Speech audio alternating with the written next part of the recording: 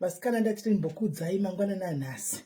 Munoziva paupenyu kune vanhu iwewe wakatarisa, kune vanhu vanogara vachida ukaona uine vanhu vanogara vachida kukurangaridza past yako, guys, uzive kuti there is something wrong. Paupenyu hakuna munhu asina past. Munhu wese ane past yake yakanaka neyakaipa. Hakuna munhu asina past. Ukaona une vanhu vanenge vachikurangaridza kuti wakazombodai ndisatani arida kukuzama kurangaridza kuti wakazombodai. Your past does not determine who you are. Your past is not what you are living. That's why it's called past. You are living in the present and the future. Ndo yauri kurarama. Usabvume kutarisirwa pasi, usabvume kudzikisirwa pasi.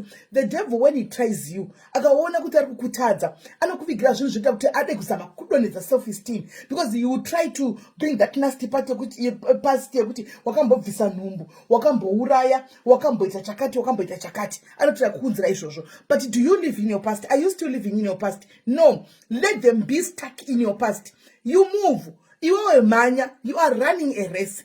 Handiti kwawakabva, even panonzi on your marks get ready go, makotamira munenge makaita haisiri wanokaunda, get set haisiriyo inokaunda, go haisiriyo inokaunda. Chinokaunda in finishing line, kuti pa finishing line wabuda uri panhambani, kwakupedzisira wabuda uri panhambani, wabuda uri panhamba 1 kana number 2. So Satana akauya.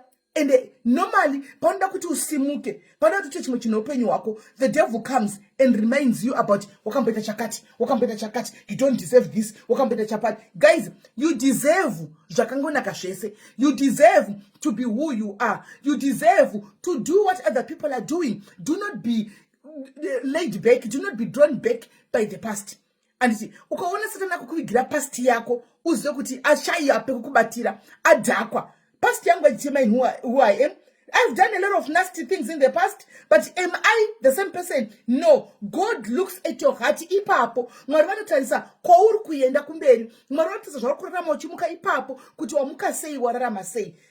Zvokuti past ndisatira ninga chikuzevezera munzeve, usabvume kuzevezegwa. Zvamufanana nezvandaitaura marimwe zuro kuti murumani yachikudza kuti hauna basa iwewe, nenda ndisirini, oda kutarisa kumasure, kutotsera kumasure, oda kuda kudzosera kumasure because achikudza denda ndisirini. Usabvume. Andika sumuka, manya, chimanye chimuti, bata chimuti uende kufinishing line.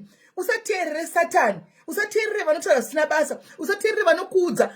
Daitaivhura mapasti emumwe nemumwe pano, ndaitozosvika pakuzvireverera mawo kuti pasti yangu iri nani, nokuti vamwe vane pasti dzakatonyanyisa kuora kunze but it's just that hadzibudi. Satani anotozama kuti akuvigire, especially kana wave musoko raMwari, so wave munhu anoziva Mwari, so hakuna chaanokuvigira pa, anokuvigira pasti, anokuvigira things zvawakamboita ngati muupenyu hwangu. Come on, don't be shaken, don't be moved. And ukaona Satani kukuvigira pasti yako uzoti apererwa, tora chimuti manya, because wakako enda ku finishing line. Finishing line yako ndio kakosha kuti wanoguma sei. Those who are still stuck in your past, let them be stuck in your past. Let them run with your past. Iwe move ne forward. Mwe ndizwa rakanaka wasikana.